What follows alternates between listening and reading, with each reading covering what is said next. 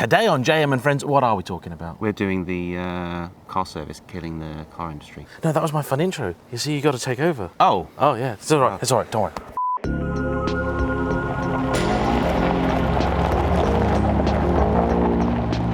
Hello, everybody. Today on JayEmm Friends, I am once again joined by Anne Friend, and today, what are we talking about? There is something killing the car industry, killing the experience of owning a car. We've been talking about this a lot off camera, as I think it's an issue that's probably affected everybody. Whether it's people being ripped off for repairs that aren't needed, someone promising to do a job and then not doing it very well, blowing up an engine, burning out your clutch. Who knows? I mean, it's like there's so many different things that just keep going wrong. It just gets worse the more cars you have. I've only got 2. You've got 11, a number over 10. Yeah. I can't imagine what kind of frustrations you must have to deal with. You would imagine that, you know, when I used to have one car, I had one car available to me that worked basically all the time. And then when I had 2 cars, I had 2 cars available to me nearly all the time that both worked. Now I have, over 10 cars, I have 2 cars available to me that sort of work nearly all the time. Now part of this is just entirely self-inflicted. You know, some of these cars are cars that I bought knowing they needed lots and lots of work done, but there's also a lot of cases where cars have come back to me and things that I'd said needed doing weren't done. The Celica case in point, one of the things that's always bugged me from the day that I got it was the fact that there is a little warning light in there that tells you that a bulb is blown. Now, a bulb is not blown, but presumably, as it's a Japanese import, when it came over, somebody had to wire in a fog light at the back. This is a legal requirement here. And if you don't do the wiring correctly, the car thinks that there is a bulb problem. I put it on my big list of here are the things that need fixing. And they did lots and lots of the other big stuff, you know, like my gearbox got rebuilt, you know, turbo got rebuilt, lots and lots of big stuff happened and got sorted. But what bugs me is the fact that when I went to go and pick the car up, the first thing that happened is I got in it, turned it on, and the warning light was still there. And I'm sat there thinking, this was on the original list, but more than that, every single time you'd have got in the car, you'd have been given a warning that a bulb was gone. So you got a reminder every single time you got in the car. And then when I went to go and pick it up, I said, what's that all about? And they go, oh yeah, no, there's a module behind the seat is broken, it's probably £100. And I've just spent £10,000 with these guys. And I thought, first off, it was on the list of stuff I gave you to do. Secondly, after you spent 10 grand, £100 probably doesn't seem like all that much. So please don't make the assumption that I don't want it done. And I've encountered a lot of dealerships now where it's very, very clear that they're actually talking people out of work, not because they're doing it for altruistic reasons to save, you know, the end user money or anything like that, but because they've got themselves in a situation where they have so much to do, they just don't have the time. So they're actually advocating cutting corners because, well, they can't be bothered. This has got to be one of the issues. But I always have to ask why, though. You pay someone to do some work on your car, you get the car back. There's still a problem with it. So you have to send it back. And you have to have a phone call. You have to discuss it. You then have to bring it back. You take up their time showing them what they haven't done or what they've got wrong. Then they have to take it back into the shop and they have to fix it. Now, if that's just with me, and you've had that same experience as well, and we hear that from many of our friends, who else is having that experience? I've just had my granddad's old bike, the Triton, rebuilt, and on the first go out with that, there were a couple of issues that we noticed, and on the second go out, there were a few issues that I noticed. Now, the fact is, that was a bike that was off the road for 30 years, and I was also very explicit about it not being ridden or used until I could do it. The chap rebuilding it wasn't able to do the testing that he normally would, and when I got it back and noted there were some issues, he came, collected it, dealt with it, got it all sorted like immediately. That I would classify as normal. Like, we're not just being needlessly difficult here. This is not us just saying like everything should be perfect all the time. That's just not how the world works. But what we are talking about are instances where someone has clearly either not done the job that they were asked to do or not done it to the standard that they said that they could do it. Sometimes it's a case of people, and I know we've both experienced this, not really being honest about their skill level in certain tasks. Yep. And trying something that they hadn't maybe done before and it doesn't go quite as well as you'd hoped. Honestly, I think most of the time it's, and I cannot say, and it's probably 6 of one and half dozen of the other, it's people either not noticing that they've made an issue because they were rushing to get it through, done, out, whatever, or they knew that there was a problem and they just hoped that you wouldn't notice. I see this all the time with really high-end cars, your Ferraris, Lamborghinis and the like, and even now a lot of Porsches too. Big dealers and things we're talking about here, when they're selling cars, and at the point of sale, you'd hope a car that's 200 grand or so would be right, but people that watch my channel know that this is not always the case. I think what's going on a lot of the time is these dealers are just sort of hoping that the people that are going to go and buy the car either don't know what it's actually meant to be like, so if there is a fault, they can be explained away with the, oh, they all do that, sir, or they are banking on the car just not being driven. And they're like, by the time you maybe notice the problem, it's 18 months down the line and whatever little warranty they offered you has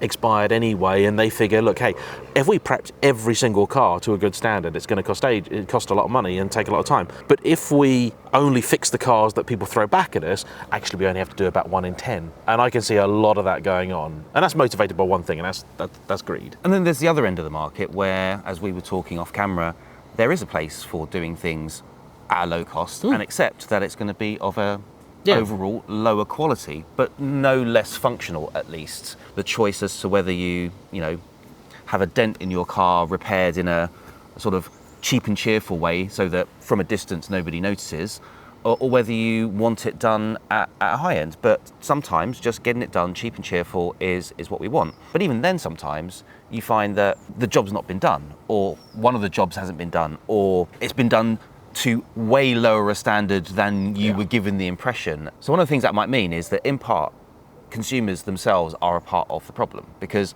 if the majority are always asking for cheap and cheerful and accept a lower quality of work, and then you happen to work with someone and say, hey, I don't mind what it costs to get to this standard, as close to perfection as you can get, tell me the price so I can decide if I want that perfection. But then you come back and then it's not been quite done right, there's an issue here, there's some overspray there or something like that, and then you get, but I gave you a good deal. I didn't ask for a good deal. I asked for the best possible job at the right price to get the job done to that standard. And that's one of the things I find incredibly frustrating. The assumption seems to be that you want it cheaper. No, I want it better. No, I had exactly this. I had some work done on a car and I got sent through it was being done because it was then going to go on YouTube and create content.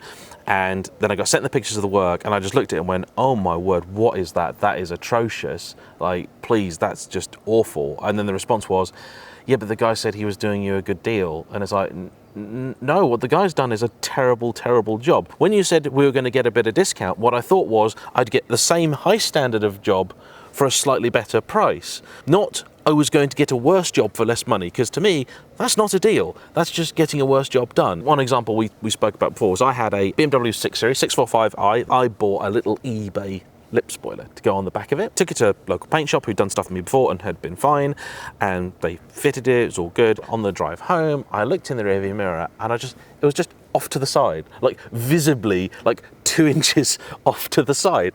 And I got back, looked at it and went, oh my word, that fitment is atrocious. I phoned the guys and I said, lads, this spoiler is like lopsided. Like, what is going on? And they went, oh yeah, no, we did notice that, because it was an eBay £99 fiberglass jobby. Like, it wasn't like a proper AC Schnitzer bit or anything. They're like, oh yeah, no, these cheapy eBay fiberglass ones, they always look like that. Like, no, we saw it didn't offer up very well and all that. When you offered it up to the car and you stuck it on the back and looked at it and went, oh, that looks atrocious. Surely there should have been a thought process that went, let's just check he wants this done. Yep. Because if they'd said to me, James, it's going to be just off to the side and all squiffy and horrible, I would have said, no, don't fit it. But instead, they'd bonded it to the car, and then we had to like get it removed. And then, of course, I had to repaint the back of the car that didn't need paint because we'd ripped it off when we took the piece off. And I think the reason that we're talking about this, because it's important to get onto this, is because everybody I know has got a story like this. Please, chuck them in the comment section down below. We'd love to hear them, because I bet you've got some howlers. But the reason that this is really important is because at every single level of car ownership, from your most basic banger up to, a Rolls-Royce Phantom long wheelbase, a car is possibly a big part of your life, very important for whatever it is that you do, or if you just have it as a thing of enjoyment. A car is a relatively expensive thing. It's the second most expensive thing most of us will ever buy in our lives. Yeah, and actually, I would just wager nowadays, there's probably a good chance that it might be the first most expensive thing, because people aren't buying houses as much. Whether you own the car, lease the car, rent the car, or whatever. And actually, I think We should talk in a bit about financing because I think that is a big part of what's going on here. If you're buying these really nice, expensive luxury items, in many cases, I think it would just be reasonable to expect a level of service. When I did my big famous McLaren video talking about how awful that experience had been for my friends, there were loads of people in the comment section going like, oh, or you expect like, you know, the red carpet to be rolled out and everything, do you? You expect like, you know, the royal treatment? It's like, yes, you spend £400,000 on a couple of cars. Yes, I fully expect not the sort of kind of chicken salad they microwaved and made for people that day, but more like, guys, your car isn't ready, but there's a really nice restaurant down the road. Like, why don't we go there for a couple of hours? Little details that make you go, yeah, that's nice. I've got a perfect example of that. Yeah. So when I bought my first 370Z, I'd gone to the dealership, was looking at the prototype that they had. The car wasn't coming out for maybe another 6 to 9 months. I was just in love with this car. And I was talking to the salesperson and he said, Goodwood's coming up. How would you like to go to Goodwood? I went, yeah, that'd be great. He says, cool, I've got 5 tickets for you. I hadn't even bought the car yet. He says, I've got 5 tickets for you. So sent me, my son, a few of my friends off to Goodwood for the day, where they had another one, which we got to look at. We got to have a cup of coffee. This was for a Nissan. Yeah. At the time, a £30,000 Nissan. When I was collecting the car, I said, look, I want to surprise my son because he doesn't know that I'm buying it. So we concocted this little plan. So I show up as if we're looking at another car. He handed me the key while my son was sitting in another car. I went off and then brought it up the ramp and, you know, blew my son's mind. He set this whole thing up for us. And on top of that, they sent me on the Nissan Race Academy. That's what you should have been getting, or what your friend should have been getting as a treatment. So there was a great thread on Pistons that demonstrated this perfectly. There was a guy's dad was looking for a new car. The dad was interested in buying a Jag, and the son was like, no, you don't want that Jag. You want this BMW. Here are all of the many, many ways in which the BMW is a vastly superior car. And so the dad had said, yeah, okay, all right, fine, I'll try this BMW. He went and drove it, and the BMW, they're like, you know, would maybe give you about half an hour or so round to probably a busy town or whatever. The Jaguar dealership gave him the car on Friday, said bring it back Monday, don't worry about putting any fuel in it, so on and so forth, like just have fun, enjoy it over a whole weekend. Guess which car he bought? Obviously the Jag. Yeah, so I'm on the hunt for a new motorbike, which is content we're making on JayEmm Friends as well, because I foolishly called the other channel JayEmm on Cars, not JayEmm on Cars, brackets, and possibly other things when he feels like it. So, and actually, I've got to say, you know what, I think a lot of what we're talking about, the motorbike world still has. Right. Because a lot of the bike places I've been to, not all, but a lot of them, I went to one the other day, and they were like, yeah, you're the only test ride on that this afternoon, so we shut at 5, so, you know, bring it back when you're done. Yeah. And it's like, the bike tests have been amazing. Like, the shortest period of time anyone's given me to test ride a bike is 45 minutes. A car equivalent would be something like, you know, at the very least, your Nismo, if not like a Nissan GTR. When we're talking performance levels here, we are talking like, you know, Nissan GTR sort of levels, you know, and they're just going, yeah, here's the keys, out you go. Some of them want you to put fuel in it, which I think is fine, because I imagine they get a few people, you know, just basically turning up for a joyride. But most of them didn't. And it's just really easy, really chill, very, very friendly approach. Like, I think actually the car world could learn a lot from the bike world. And I think it shows that bike customers, I think, clearly know their machinery a lot more.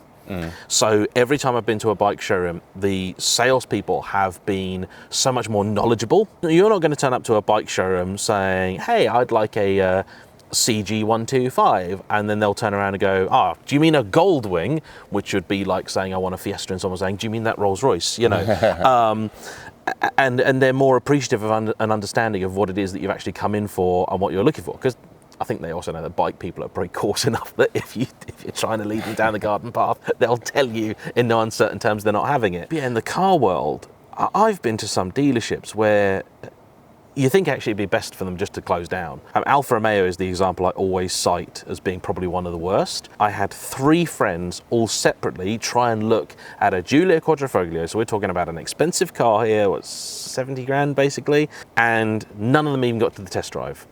One of them booked an appointment and turned up and the showroom was closed. Wow. They'd actually booked an appointment on a day that they were shut. Another one found the dealership so rude and abrasive, they just went, well, sod yous.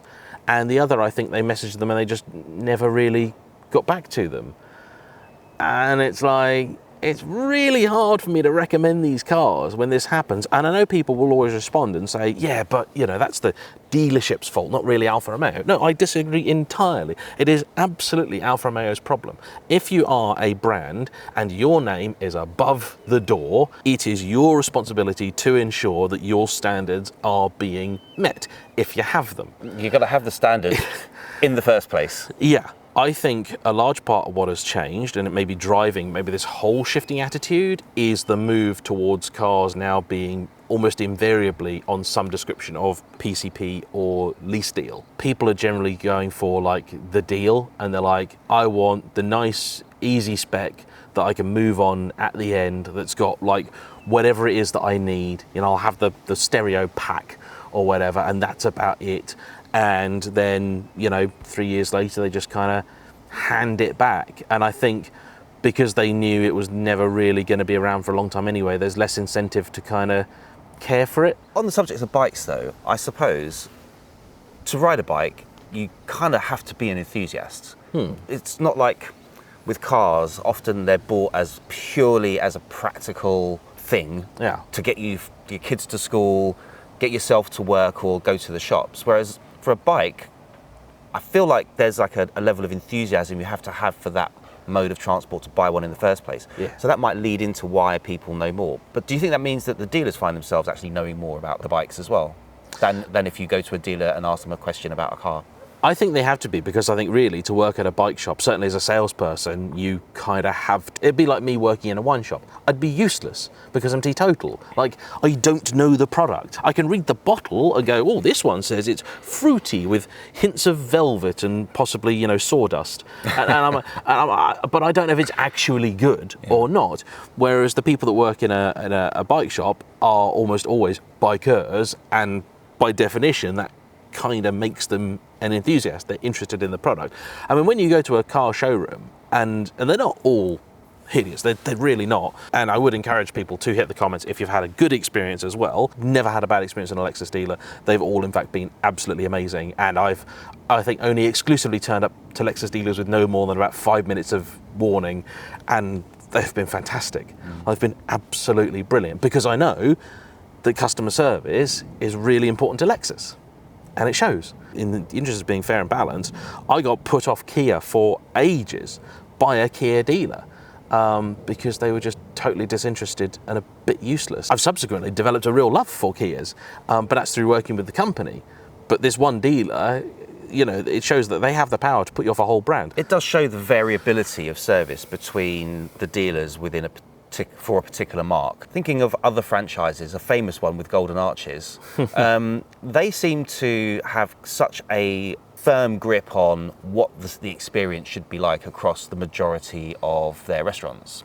It's pretty consistent most of the time. You'll get the odd one, but most of the time, one is like the other. There's another hotel chain, Premier Inn. Most of them, the experience is pretty much exactly the same no matter which one you go to. But then dealerships seem to vary wildly. I bought a car years ago, I won't say which brand, and the first dealership I spoke to, which was my nearest one, said, yeah, you can come in if you want. And I was like, okay. And what if I wanted to get a test drive? What do we need to do to make that happen? Because, this is the first time I'm buying a brand new car. It's at the time was 20 grand, this is in the late 90s. And he was like, well, the only one we've got is the boss's, and he's not going to let you drive it. And I went, okay, thank you. Put the phone down, phoned a completely different dealership, under a different company. They were a good, instead of 15 minutes away from my house, they were about 40-minute drive from my house. And they were like, yes, we've got one in, if you want to come and have a look, feel free to drive it. They said, to be honest, it's the boss's car, but he's more than happy for people to test drive it. Part of the reason why he bought it. I went, great, no problem. When can we do that? And they were like, when are you free? And I was like, cool. Went in there, we went for a nice long test drive. It was about an hour. Talked about the car, had some fun roads to drive it on.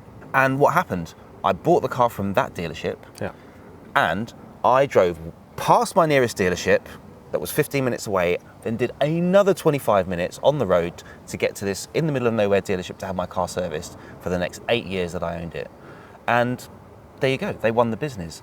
So it's just like so variable, but so obvious as to what the benefit is? I had a BMW 3 Series E46 330ci Club Sport. It had developed some corrosion. The car I had was a facelift model, and one of the benefits of that was that it came with a 12-year anti-perforation warranty. And one of the things about my car is that it actually, even at like, I think it was already like 8 years old or something, it had full BMW stamps.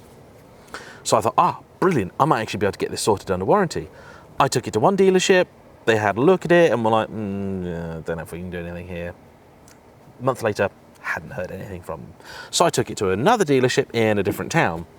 They looked at it and said, yeah, okay, we'll need to take some photos and stuff for this, yada, yada. 3 days later, phone call back, do you need a courtesy car while we fix yours, or do you just want to drop it off? I'm like, yeah, courtesy car, please. Okay, cool. We can sort it in 2 weeks. And I said to them, look, there's a little scratch here near where you're going to be painting. Like, this is not anything warranty, but like, could you just do that and I'll pay you the... They didn't bill me for that. They just fixed it. They did all of it. Like, it was all done, all proper, all nice. And it was no argument. And I think a lot of people that are not into the car world will not appreciate the fact that a lot of brands are, a lot of, dealerships are part of a group. And one thing I've noticed in the last sort of few years is there are now a lot of groups have been taken over by very big American companies, which are driven by one thing and one thing alone, and that is profit. And I'm not saying that businesses shouldn't make profit, that is the purpose of business. But as far as I'm concerned, the method by which you achieve that should be by creating happy customers that you've given good service, who will therefore be very happy spending more money with you. I mean, I've yet to hear a single person say anything good about Arnold Clark. And I will say that name loudly and proudly, because if you're from Arnold Clark and you work for them in a senior position, you should be ashamed, because honestly, it is a nightmare. Now, this is not a single brand thing, but it's proof that the people who run the individual dealerships have quite a bit of control over how they're run. And the incidents I've heard from people range everything from cars being jacked up using the sill rather than the jacking points. This happened to someone I know. They got sent the service video with the, hello sir, here's your car, and the car was literally there with the sill bent up because it had been jacked up like that. Cars being delivered in the wrong specifications, cars being sold with, tyres that are a bit iffy, to say the least, and just your general all-purpose phone calls not really being made, or too many phone calls being made, just a general lack of care or concern for the customer at all points throughout the experience. But unfortunately, if you happen to live very, very far north, you don't have a lot of choice unless you are really willing to drive not 40 minutes, but 4 hours. I would do it. To another dealer. Yeah, I would do it as well. But a lot of people won't. Buying a new car should be so exciting. Buying a new car should be it's new car, new car, new car. This is going to be amazing. This is the feeling I've had looking at bikes, and it's something I would like everybody to have. But I think for most people at the minute, it's like going to the dentist. I've owned Nissan Z sports cars for over 15 years now, and I've bought all 3 of them from one dealership group. Yeah. And I've had it serviced with that one dealership group for 14 out of those 15 years. Yeah. Until I started to notice the quality of service went down. If I totaled up how much I'd spent with this Nissan dealership on servicing and cars, I know we're probably in the 100 grand ballpark, easily. So why wouldn't you give a good service so that customer keeps coming back? But what I've taken away from this conversation actually is something that I didn't realize I was going to take away. That there's kind of 3 different levels of bad service. Yeah. There's just out and out bad service. There's that initially good service, but as soon as anything goes wrong, you're on your own. Then there's a third level of bad service where it's kind of it looks like it's a good job, but then you find out afterwards, because something else kind of goes wrong, that actually they didn't quite do the job properly. So it's that hidden, it's a pretend good service, but actually a not so good service. It seems to be that most of the time, most of my personal experiences are falling into one of those 3 categories these days, with the exception of the good ones. And there are some good ones. I work with Abbey Motorsport on my Z. They have been amazing over the years, and I just keep taking it back, taking it back, taking it back. Hilton and Moss storing my car. They have been fantastic, and for anyone who has seen what happened with the previous storage company, that was pretty bad. That was one of the ones where it was great service, then something went wrong, and they were just the worst people in the world to deal with. If no matter what we do, no matter where we go, the service is just getting cut back, it's almost like we're running out of places to take our cars where people will actually just do a good job. I'll just get a banger and drive that around. Can't be bothered. It's too much grief. Oh, I do get it. I do have moments with some of the cars that I have, and I appreciate that they're always going to be needy cars, some of them, but there are moments where you just go, no, I'll just sod it, I'll just chop it in for a Lexus that'll just work every single day. What I find utterly baffling is that we do now live in a day and age where there is increased accountability. And I would say to people, like, if you've not had a good experience of your dealer or place or whatever, I think the first thing to do is not leave a review. The first thing to do is always to go back, because very often you might find there is somebody at this place that does really care about your experience. And sometimes maybe, you know, if you put a complaint in or so, it'll get to the right person and your issue may be resolved. And you find out that perhaps you were just on that occasion genuinely unlucky. But if it's very apparent that you're not unlucky and that this is just how they do business, I think writing reviews is important. As Britons, we're awful. It's a classic British thing. You know, you're eating your food and there's a worm in it, and someone comes and goes, "Everything okay with you?" It's like, "Oh, it's fine. I'll just push him over to the side," and then you just sort of quietly stew about it, and then you just don't go to that restaurant ever again. But if you don't tell the people, they won't ever have a chance to actually remedy what they're doing. And also, if they clearly just don't care, which a lot of places don't, I think then you should go, you know, leave a review. And don't leave a 1-star review if actually you got like all right service. Leave a 3 or 4-star review, you know, if it was nearly okay or whatever. Leave an honest review. Don't just, you know, spout horrible things, because that doesn't help anybody. And maybe eventually people will start paying attention to these things, because, you know, you have to use the metrics that these people are using against them, whereas there's this whole corporate thing now where if it's not a 5-star review, it means you're not doing your job, like, which I think is awful, because to me 4 out of 5 stars is a good job, you know, well done, and 5 stars is an exceptional job. But no, this is not how it works. 5 stars is the only acceptable rating, apparently.